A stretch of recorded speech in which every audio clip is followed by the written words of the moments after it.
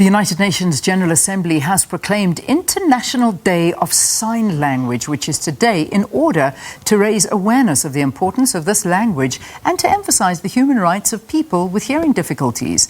September is also recognised as the International Month of Deaf People, or for deaf people. This month commemorates the first World Congress of the World Federation of the Deaf, which took place in September 1951. Joining us now is Yolisa Mabece, a board member at Neema Foundation for the Deaf, to talk to us about the issues and the struggles people who have hearing impairments face on a daily basis. So good to have you on the program, Yolisa. Thank you very, very much for your time. Welcome. Thank you so much for having me on board. One of the most wonderful things I think that's happened during this lockdown is the fact that we as a program and as a channel have implemented having sign language on a full-time basis now. You can see it happening in the corner of the screen now, and I think this is amazing. Sign Language Day. Many people who are deaf or hard of hearing still face difficulties.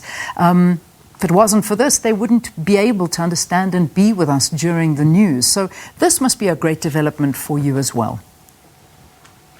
Indeed, it is a progress towards things to come, because even though there are sign language interpreters, this day is made to honor and recognize, as we have mentioned.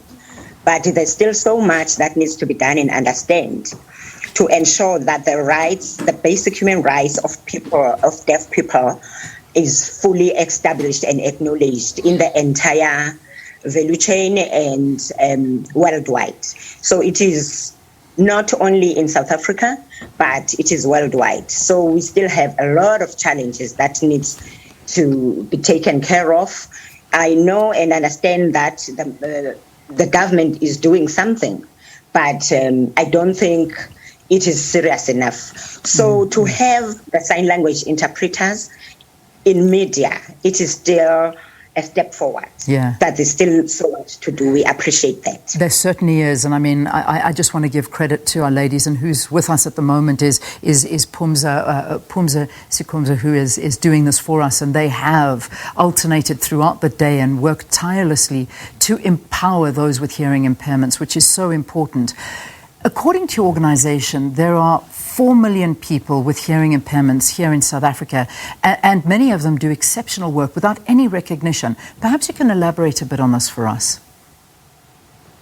That is so very true. There are great women and men who are doing so much in terms of advocating and lobbying for the human rights of deaf people.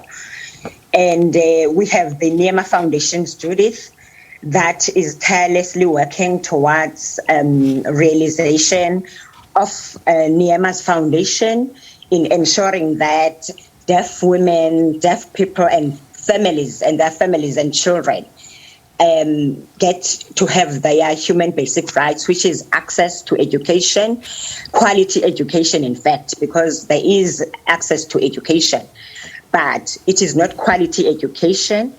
And as a result, we have very few successful deaf people who progress towards completing matric and go beyond matric, that is post-matric.